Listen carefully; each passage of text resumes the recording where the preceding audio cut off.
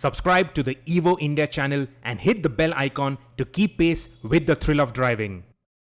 Well, would you look at that? That's the brand new Mercedes-AMG GT 63S 4-door coupe. And we're here to give you 5 awesome facts about this car. And no, you're not tuned into another channel. This is still the Evo India channel and we are still going to be driving the car. But because this is International Women's Day, is Women's Day, Women's Week? No. Every day is Women's Day, Sirish. Okay, so every day is Women's Day and there are women who can whoop our ass on a racetrack also. Shana is one of them. She races cars, she owns cars like this, and we are going to go through 5 cool things about the car. Absolutely. And I really want to get into it. So let's pop that hood and see what you got. Right, so we start with the engine.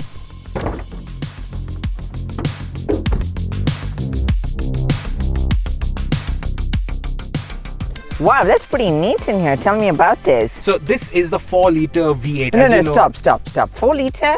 But my G-Wagon's got the 5.5 and I don't like downsizing. This has been downsized because you have to take care of the environment and you have to be careful of Greta Thunberg. But more power. I want more power. It has more power. 630 horsepower. Oh. That is more than your G. In fact, it is more than any other production Mercedes-AMG V8 ever.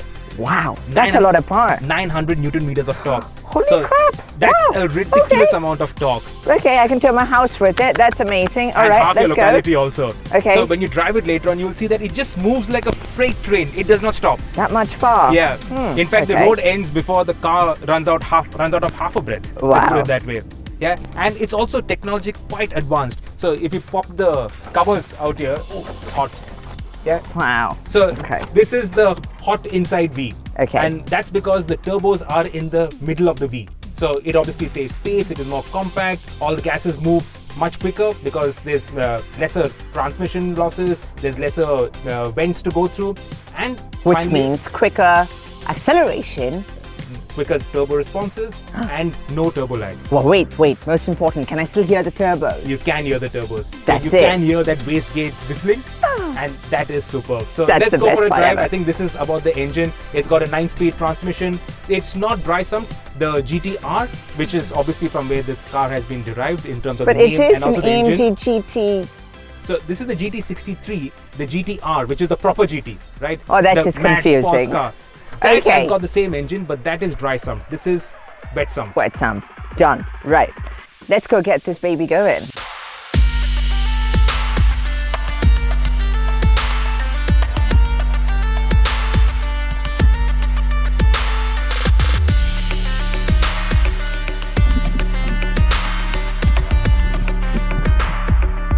So quick drive in the GT63S 4-door coupe. Right? I got it right? Name's as long as the car is, I can assure you that. Actually it is. And it actually has a decent amount of space at the back. It's not uncomfortable. It's a little cooped in. Do you know what, Sirish? I've really always loved Mercedes interior. As of date, I still think they make some of the nicest interiors ever. Like anything you touch and feel feels good and expensive and premium. Carbon fiber out here. A very nice steering wheel. I really Alcantara. love it.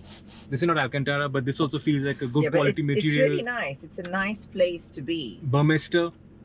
Yeah, the sound system, my goodness. Must be having 50 speakers inside the car. Oh my goodness. But that doesn't matter because we got the one speaker that we need, and that is the Sport exhaust. I heard it already. I heard it. That sounds awesome. Start off in Sport mode. You want the balanced or you want the full powerful? Full power. Full power. We don't go halfway house, we just go with full power.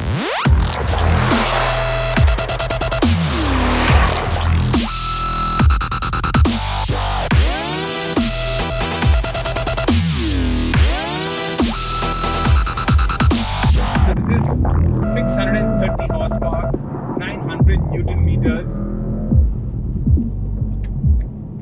I think it's got plenty enough power. And like I was saying, it just keeps pulling and pulling. It's got this stupid beeper, which of course all cars today get, and that's going to go on non-stop because there's no way of switching it off. But then the best thing that you could do is let the engine overpower it. And for what is a luxury car, this sounds crazy, this goes like crazy, and it's quite stiff, isn't it? It is, but my only question is bloody hell. My only question is it necessary for for a family sedan-ish to have so much power? I know I'm saying this, but oh bloody hell, it's rocket typically fast. German, isn't it? It is. It's amazing, and the feeling you get while sitting in it. It's like as if I'm clawing through someone's skin. It digs through, and it's got this surge of power. Bloody hell! It is really quick.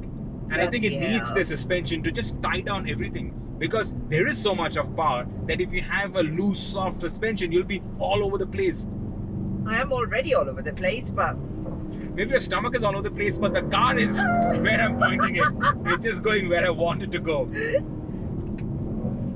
I really still can't believe this is a family sedan. It isn't. It should bollocks. It is a family sedan. Horse shit. It is not a family sedan. It is a proper fast car. Honestly. Yeah, I want to meet the father who puts his 2 kids in those seats and then really uses the power of this engine. I don't know about that. If I was a mother, this would be the car that I take my children to school in, for sure. Come in sideways and drop them off. And that's the thing, you can actually go sideways in this. Really? Now, this is an all-wheel drive car, but it has drift mode. So like the E63, it has drift mode. Wait. So does that mean you can switch off the front wheels, the part of the front wheels, and have it all to the back and go bonkers? Yeah, you can. The bonkers mode is what I call it. Exactly. You can do that. You have that in this car, except this car is brand new. Let's just go to the racetrack. Yeah, but the thing is, this car is brand new, and the drift mode is only activated after the first service.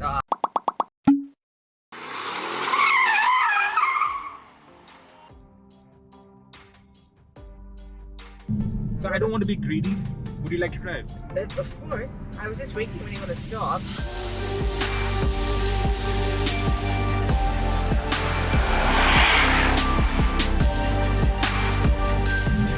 It's very precise. I know this because it is genuinely like a scalpel. When you sit in it and you drive it, the first 5 meters you feel literally everything, and it's so well connected. The steering has no delay whatsoever. It's there, it's right there. This is supposed to be an E-Class, isn't it? Yeah, so is it this platform has got more in common with the E63 than with the GTR, from where it derives its name. So the MRA platform, obviously it has been stiffened. What's the point of that? I don't get it. The GT, so this is not really a GT, or is it a GT? But my theory is that this is more of a GT than the actual GT. Because a GT is a Grand Tourer, right? Yes. With the GTR, you're not going to be doing any Grand Touring, are you?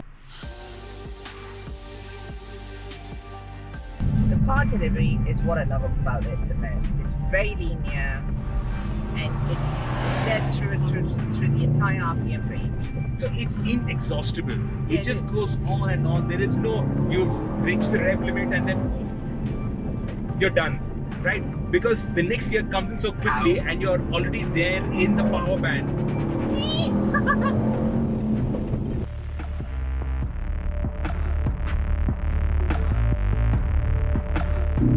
Now we've got the ESP off, ladies and gentlemen. So what is the car going to do? Nothing. But that's the thing with all-wheel drive, that whole safety net that's there is actually saves you from yourself. It does. Oh, what a lovely car. I love it. Is this more a manly car? Does it feel it? Is there anything like a manly car anymore? Apart from a Nissan GT or something, which looks proper boy toy. I don't know. Do you think a girl can't pull off this car? No, I'm sure they can. That's why I'm trying to be politically correct and asking you, is there something like a manly car or everything's fine? I don't know. Maybe not. I think this would look real sexy if any girl would drive this around. Mm-hmm. I think it would look top sexy. It's got, you know what? This is more of a girl's car than it is a guy's car because of the curves it's got. Do you know? Really? When you look at it from the outside, the curves it's got, it's more beautiful. It's sleek. It's. Hey, come on! A guy can also appreciate curves. Yeah. Of course. Yeah. We also have curves. Okay, it's in the wrong places. Okay. Well, let's not go down that road. That's dangerous. Okay. But I love it. I think it's a nice shape overall. It takes a while to get used to, I must say.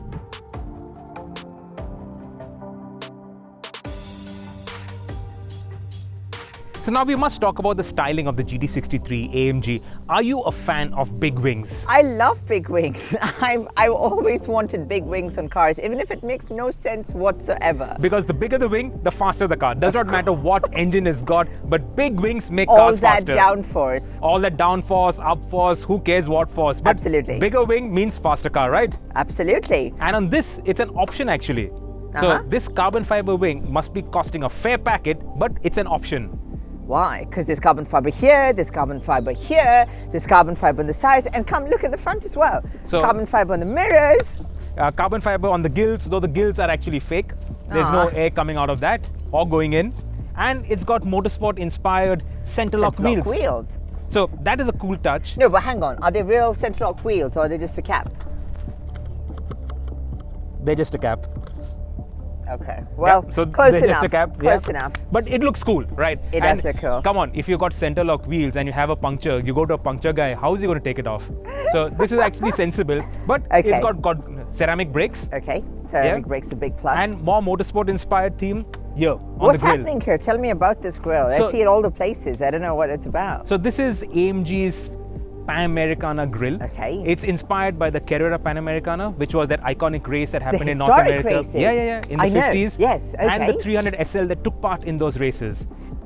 Sterling Moss, maybe? Yeah. So there's a whole bunch of drivers driving the historic race car, iconic race car, as you know. So that's the inspiration for this grill. In modern times, obviously it looks really in your face and aggressive. It's sort of like the Group B rallies, what happened, like that, historic. Yeah, monumental. Historic. And then they had a crash, a lot of people died that was the and end banned, of it. right? Yeah. True. Okay, awesome. I love it because it really gives a sense of speed to the car. It feels like you're slicing through the wind. I would normally say this is the cheese grater grill. But then cheese grater grills are Lexus, right? Yes, you're right. Chainsaw Massacre is it then? So Chainsaw Massacre. That is it. That's what this is all about.